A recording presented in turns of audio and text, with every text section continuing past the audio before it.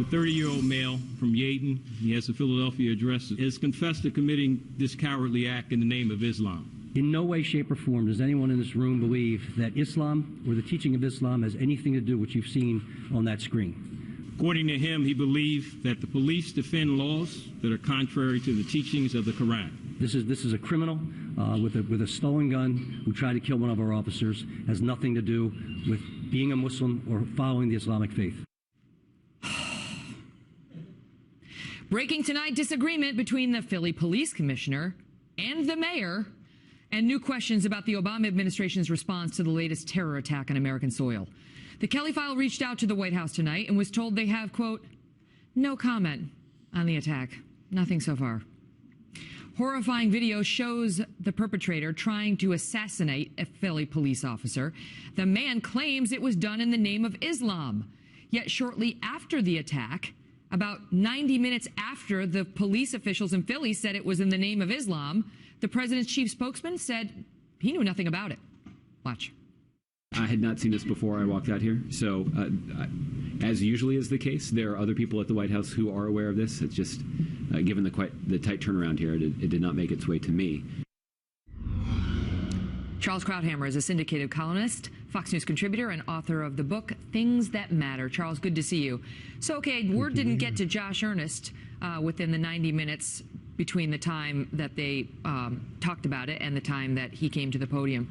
But now it's late in the evening, and the White House has yet to issue any statement on the attempted murder of a police officer by a man who pledged his allegiance to ISIS, follows Allah, and says that is the reason he was called upon to do this.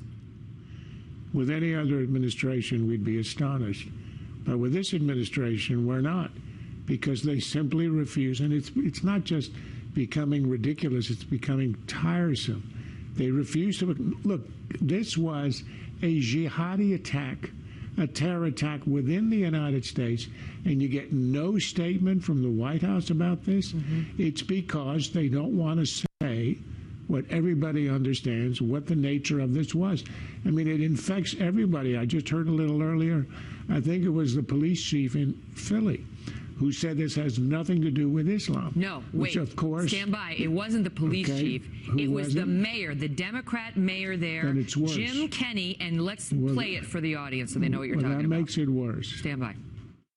In no way, shape, or form does anyone in this room believe that Islam or the teaching of Islam has anything to do with what you've seen on that screen. That is abhorrent. It's terrible, and it does not represent the religion in any way, shape, or form, or any of its teachings. This is a criminal with a stolen gun who tried to kill one of our officers. Has nothing to do with being a Muslim or following the Islamic faith.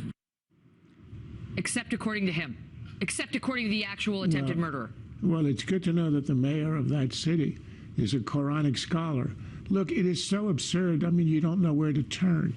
Yes, of course you want to say this is not an act. If you want, what you can say is this is a act resulting from a strain of Islam. Right. Say that. Is that so hard? But the fact is it's not a trivial strain. It's on all 5 continents. It's in dozens of countries.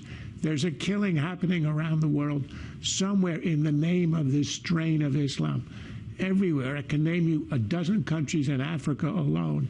And the fact is that the central tenet of this strain of Islam is that there is a perpetual war against the infidel, and that a good Muslim has to be involved in it.